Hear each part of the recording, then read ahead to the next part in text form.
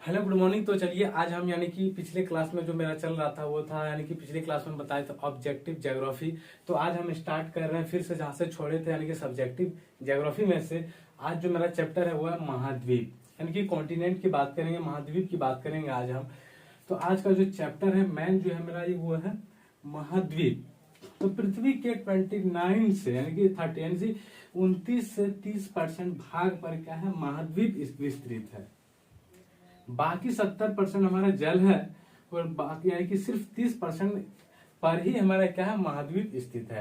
यानी कि चैप्टर क्या है, महाद्वीप है। तो यानी कि 7 यानी कि महाद्वीप को इंग्लिश में क्या कहते हैं, कॉन्टिनेंट।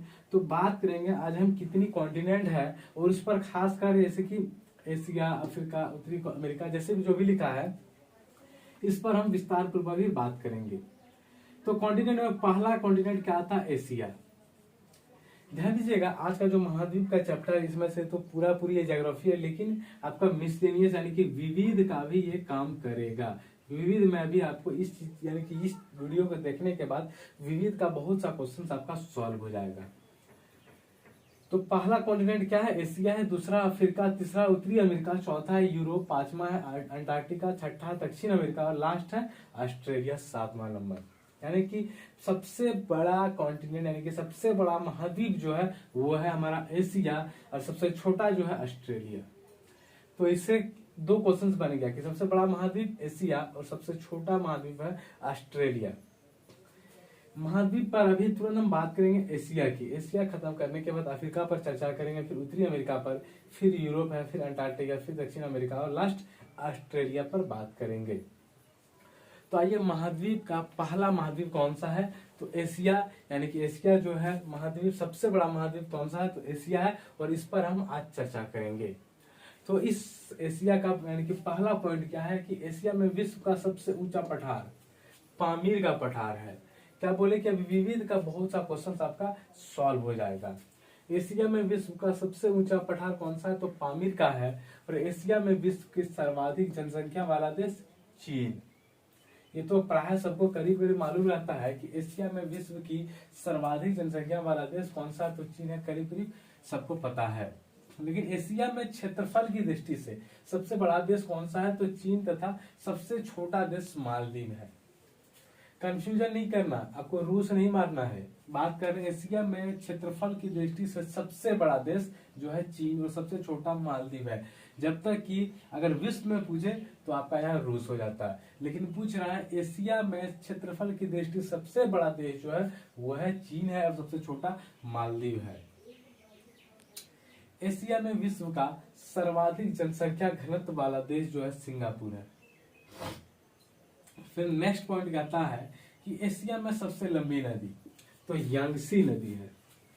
एशिया में सबसे लंबी नदी कौन सी है, तो वो है यांगसी। और विश्व की सबसे गहरी झील है बैकाल झील। ध्यान दीजिएगा यहाँ सिर्फ लिखा है विश्व की सबसे गहरी झील बैकाल झील, लेकिन एशिया में सबसे लंबी नदी यांगसी। विश्व की सबसे बड़ी झील कैस्पियन सागर और महावेली गंगा श्रीलंका की सबसे लंबी नदी है। श्रीलंका की सबसे लंबी नदी कौन सी, तो महावेली गंगा। विश्व का सर्वाधिक समाचार पत्र पढ़ने वाला देश कौन सा, तो हांगकांग है।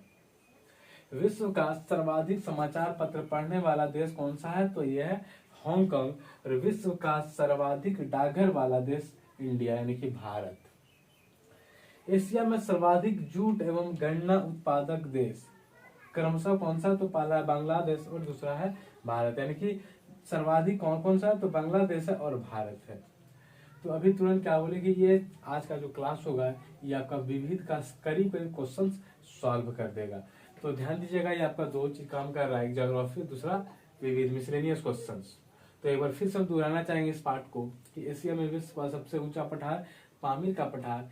एशिया में विश्व की सर्वाधिक जनसंख्या वाला देश चीन है हमारा। और एशिया में क्षेत्रफल की दृष्टि से सबसे बड़ा देश वह भी चीन है और सबसे छोटा देश मालदीव है। फिर एशिया में विश्व का सर्वाधिक जनसंख्या व घनत्व वाला जो देश है वह है सिंगापुर। और एशिया में सबसे लंबी नदी कौन सी है, तो वह है यांगसी। फिर है विश्व की सबसे गहरी झील कौन सा, तो बैकाल झील। और विश्व की सबसे बड़ी झील कैस्पियन सागर। ध्यान दीजिएगा, ये गहरी झील की बात कर रहे हैं, ये बड़ी झील की बात कर रहे हैं, कंफ्यूजन नहीं करना है। गहरी झील बैकाल झील, बड़ी झील कैस्पियन सागर। फिर महावेली गंगा कौन क्या है, तो महावेली गंगा जो है श्रीलंका की सबसे बड़ी नदी है। विश्व का सर्वाधिक समाचार पत्र पढ़ने वाला देश कौन सा है, तो वह है हांगकांग। फिर विश्व का सर्वाधिक डाकघर वाला देश भारत। एशिया में सर्वाधिक जूट एवं गन्ना उत्पादक देश है बांग्लादेश एवं भारत है। एशिया में सर्वाधिक जल विकास कहाँ हुआ, तो जापान में हुआ। एशिया में क्या हुआ, सबसे अधिक विकास कहाँ हुआ, तो जापान में हुआ। सॉरी,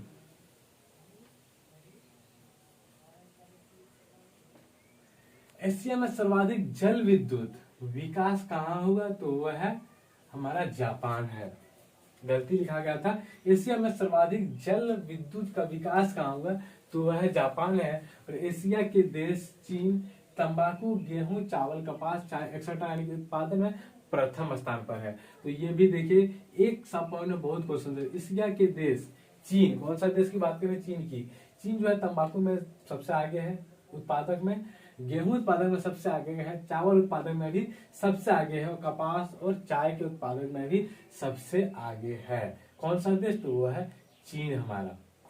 एशिया में विश्व की सर्वाधिक प्राकृतिक रबर उत्पादन करने वाला जो देश है कौन सा है, तो थाईलैंड है हमारा। एशिया में विश्व की सर्वाधिक प्राकृतिक रबर उत्पादन करने वाला देश जो है थाईलैंड है। उसके बाद आते हैं एशिया का सबसे अधिक टीन उत्पादक देश मलेशिया। एशिया का सबसे अधिक टीन उत्पादक देश कौन सा, तो मलेशिया है। और एशिया का सबसे घना बसा द्वीप जो है जावा है। एशिया का सबसे घना बसा द्वीप कौन सा, तो जावा है। तो ध्यान दीजिएगा, आज का जो क्लास रहा है ये बहुत ही इंपॉर्टेंट क्लास है, खासकर यानी कि इंपॉर्टेंट है ये आपका दो चीज, मिसलिनियस में भी काम देगा और ज्योग्राफी में भी काम देगा।